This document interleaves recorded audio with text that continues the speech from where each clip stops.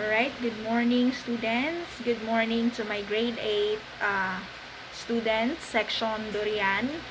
So I am here again to explain our topic in our first quarter with regards to graphing linear equations and describing the graph of linear equations.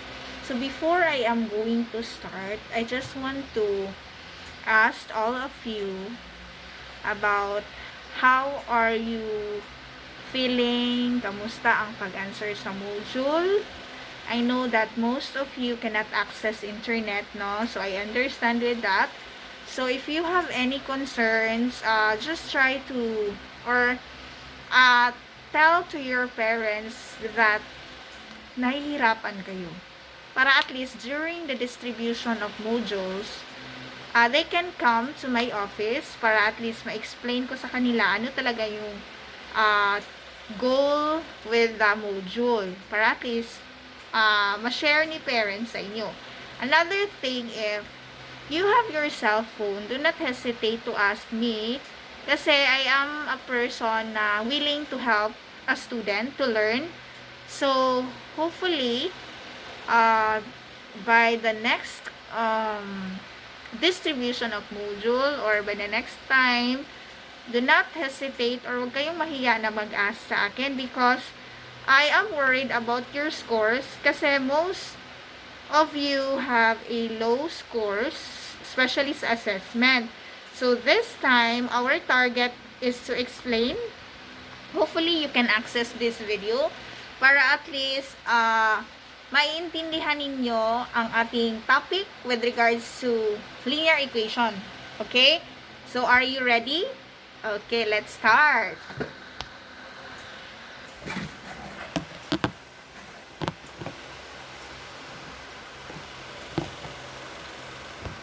For a while. Because I'm going to set up my camera para at least klaro. Hindi siya klaro. I need to adjust. Okay, are you following? Are you excited to learn? Sige, let's start. Again, our topic is all about graphing linear equations and describing the graph of a linear equation. So remember, when you say linear equation, always the graph there is a straight line. Okay? Pag sinasabi natin linear equation or linear equation, our graph is always a straight line, okay? Straight line. Pagpasensyahan niya ang penmanship ko because I'm not confident using this marking pen. Like for example, I have here a Cartesian plane. Okay, I have here Cartesian plane. This is our y and this is our x. Okay? So, I have here, let's say, meron akong, dito, coordinates, and also this part. If I am going to connect this line, I can form a straight line. So, therefore, this type of equation is what we call the linear equation. Okay, very good. So, let's proceed with the next page. Hopefully, you read already. Actually, this module is from the division of Davao City. And we have proceed to our goal is to graph linear equations given any 2 points. We are going to graph another linear equations given the x and the y intercepts. We are going to graph equations given the slope and point on the line, and we are going to describe graph of linear equations. So proceed na tayo sa main topic of this module. So, let's have here, let us study. Okay? Let us study in this module. You will learn how to graph. Tanungin ko kayo, do you know how to graph? Alam ba ninyo kung paano mag-graph? Because some of the students really confused kung asa ba siya ibutang, asa ba si x, asa ba si y. Okay, ganito. As you can see, we have here our coordinates. Okay, we have here 4, 3, okay, meron na daw siyang nagawa na 4 is already done. Paano yan siya? Si 4 dito yung first number is our x x-intercept, or it's our x value, and then the 3 there is your y value. If you try to graph that one, you, in this Cartesian plane, always remember yung nakahiga na linya, or nakahiga na straight line. This is what we call horizontal line, is your x-axis. Okay? And then yung nakapatayo or naka-vertical line is your y-axis. So now let us graph. We have here 4. Hanapin mo si 4 dito sa nakahiga na mga numbers. Okay, we have here 1, 2, 3, 4.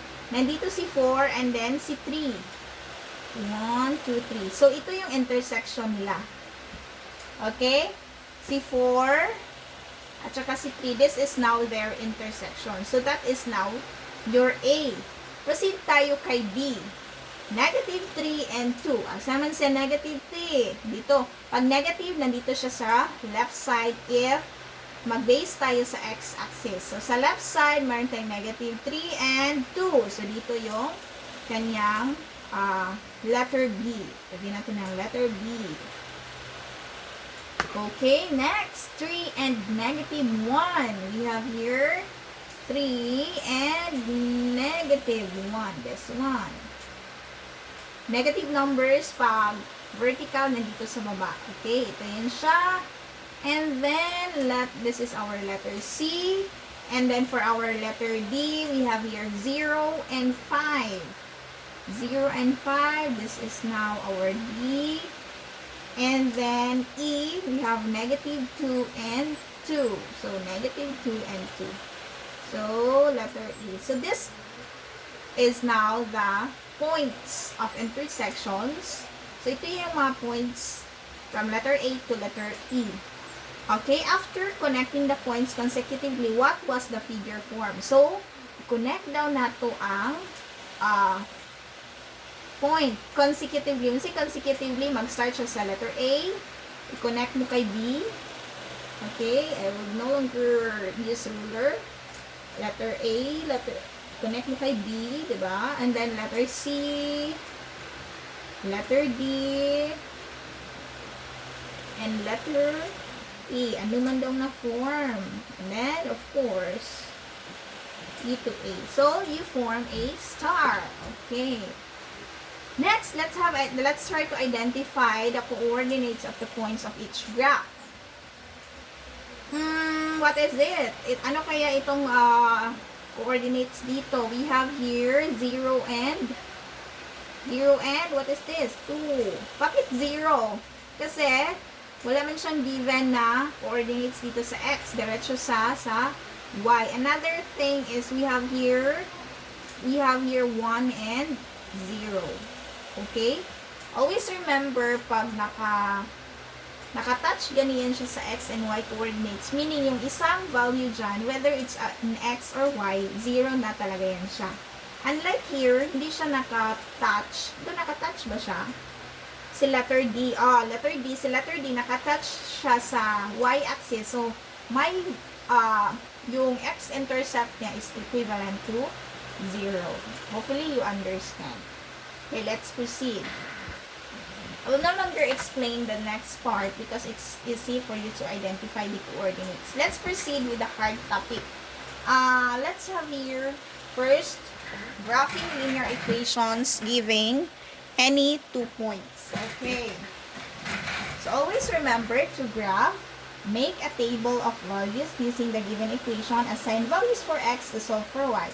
Plot at least 2 ordered pairs in the Cartesian plane and you are going to connect the points to form a straight line. So, your task here is to make the other coordinate 0. Okay, let's have an example. If we have here the given x plus 2y equals to 4. Okay? Actually, ang kaniyang ginawa dito is you are going to make table of values. Okay, let's follow na lang ang kaniyang sinasabi para at least may guide kayo. To solve for y, substitute the chosen value of x to the given equation. Actually, do not try to write your module ha, kasi I tasked you to write your answers in a paper. Pero dito lang ako mag-answer para at least mag-guide kayo. Okay? So, Let's have here 2x plus 2y is equivalent to 4. Ang sinasabi niya is if x is equivalent to 0. So, ang gagawin mo for you to solve for the other value, ang first step mo is to let x is equivalent to 0. Okay? So, if x is equivalent to 0, solve for the y. Okay? Ito yung table of values niya. Gumawa siya ng x. Yung una niya is x is equivalent to 0. So, si x pulihan ni 0 plus 2y is equivalent to 4. 2y. To solve for y, of course, is equivalent to 4 divide 2 para magkaroon ka ng y is equivalent to 2. So, therefore, you have now the value for y is equivalent to 2. So, the ordered pair now is 0 and 2. Another thing, if x is equivalent to 2, sige, if x is equivalent to 2, you substitute na naman 2 sa x, 2 plus 2y is equivalent to 4. To solve for y, hopefully you will not be confused about how to solve for y, no? Para, actually, the basics in mathematics is very important. So, if you have any problem with the basics, try to practice and practice para at least hindi kayo mahirapan later. Kasi, the more kasi it's more difficult for you if you don't know the basic. Okay? So, like this, to solve for y, always remember, hindi naman pwede na 2y is equivalent to 4. So, for you to solve for y, i-divide mo talaga siya ng 2. Kung ano yung kasama ni y, i-divide mo dito, which is 2. Is equivalent to 4 minus 2 is, bakit siya minus 2? Kasi, since it's positive, you transfer it to the other side, it will become negative 2. Okay? Kasi yung constant dapat nandito lahat sa right, and then yung 2y, yung may y, is dito banda sa left. So, to solve for y, you have here y is equivalent to 1. What if sabi ko x is equivalent to 4? What is now our value for y?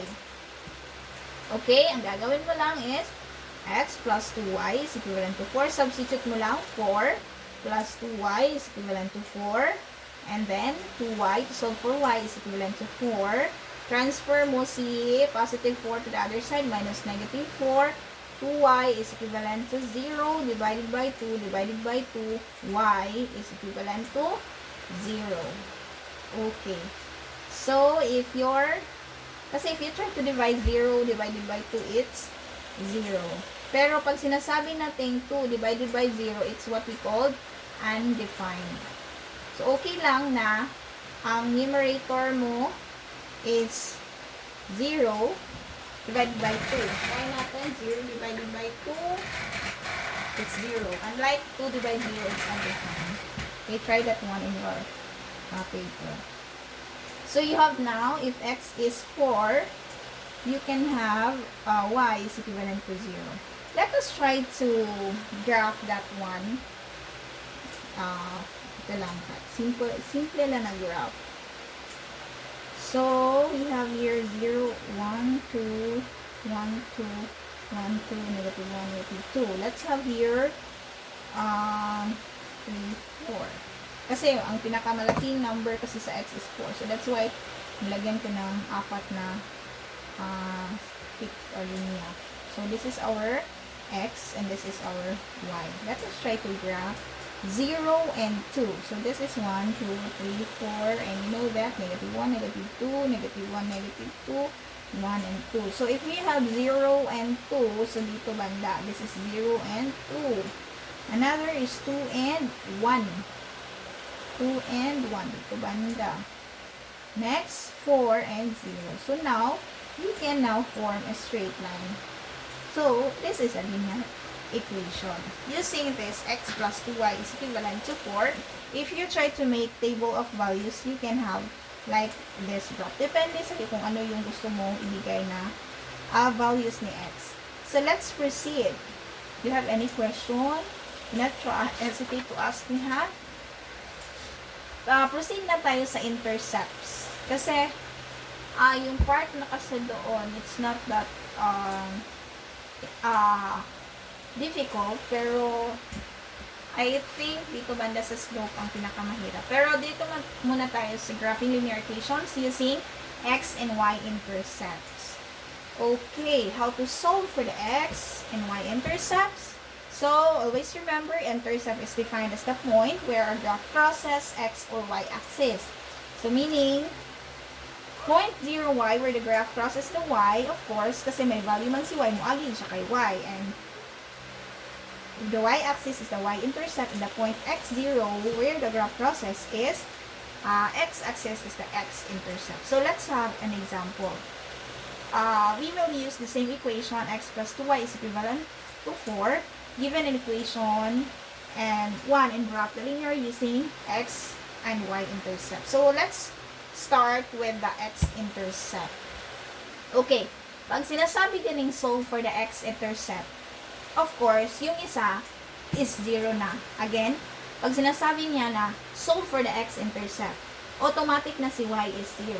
Unlike here, if you try to solve for the y-intercept, you are going to have the value for x is 0. So now, let's proceed and substitute. Just substitute the value for y from the given equation. So, x plus 2y is equivalent to 4. And then x is plus 2 times your y-intercept, which is 0, is equivalent to 4. So, x plus 0 is equivalent to 4. Of course, your value for x is 4. So, you have now the coordinate 4 and 0. Ma'am, bakit 4 and 0? Because your x here is 4 and your y given, which is given your from the x-intercept, of course, automatic na si y, which is 0. Okay? So, next, if x is 0, so, substitute mo lang, 0 plus 2y is equivalent to 4. You can now have y is equivalent to 2. After, divide 2 both sides. And then, si x ang 0, and then y is equivalent to 2. Okay? Hopefully, nasabtan. Again, pag sinasabi niya, solve for the x-intercept of the blah, blah, blah, automatic si y is 0. Pag sinasabi niya, solve for the y-intercept of blah, blah, blah, automatic si x is equivalent to 0. So, if you try to graph 0 and 4, 4 and 0, so your x is 4, and then your y is 0. So, automatic, 4 and then y is 0. Automatic, dito talaga siya. Kasi si x naman ang may value. Another thing, if you have 0 and 2, of course, ito lang siya. So, if you try to connect, okay, ito yung first step, second step, and then, you have now the linear graph of x plus 2y is equivalent to 4, which is a straight line. Another thing to observe, if the equation has a straight line, if the highest exponent is 1. Okay? Pag ang highest exponent niya, automatic, ang kanyang graph is a straight line. Okay, let's proceed. I guess, hindi na necessary explain kasi the same lang naman. Let's proceed with the slope. Okay? Kasi ang pinakamahirap dito na part is to solve the slope and the point on the line. Okay? So, the third method that we are going to use in graphing an equation is using the slope of an equation and a point on the line. In this method, still, we will be using the same equation. We have here x plus 2y is equivalent to 4. Ito pa rin ang gamitin natin like in our first and second method. Always remember that the slope-intercept form is like this. Y is equivalent to mx plus b. Okay? So, always remember, if you try to solve for the slope-intercept form, you need to transform your equation into this equation or into this standard equation like y is equivalent to mx plus b.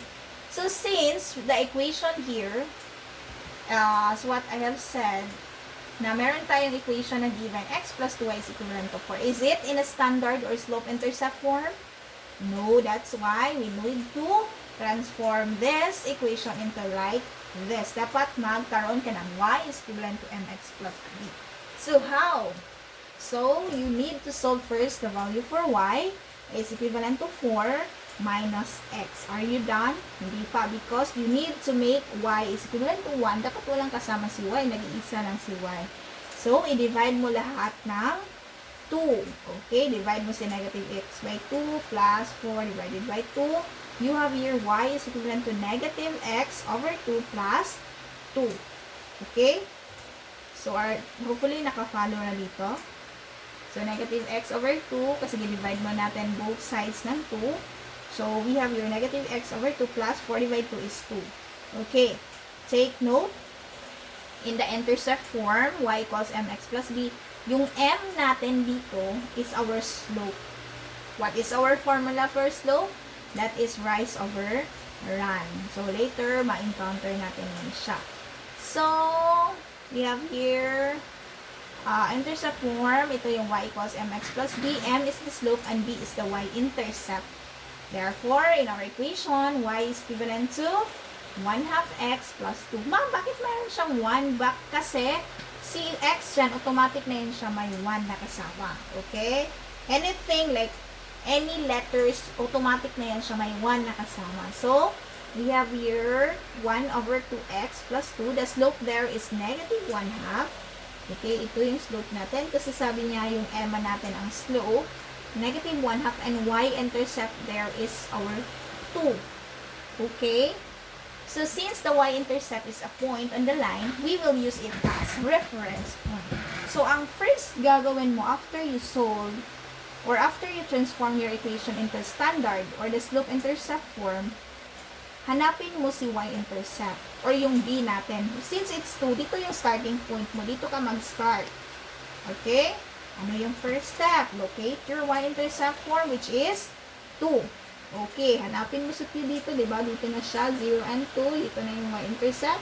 From the given answer, we have 2. And then, next is to locate your slope, which is your slope is negative 1 over 2. Always remember, pag negative ganyan siya, diba? From the formula na slope is rise. When we say rise, pasaka or pababa. Rise pag positive, pag sa slope, rise is going up. Not always going up lang, no? Kasi meron tayong positive, negative. Pag positive, rise up. Pag negative, rise down. Pag run, positive, run to the, of course, right pag positive. And if negative, rise, run to the left. Okay? So after you, how are you going to graph this equation? So, let's continue lang. Okay? So, we have here now your reference point, which is 2. And then, since it's negative 1, anong gagawin ni 1? You need to go down. 1. So, dito ka baba.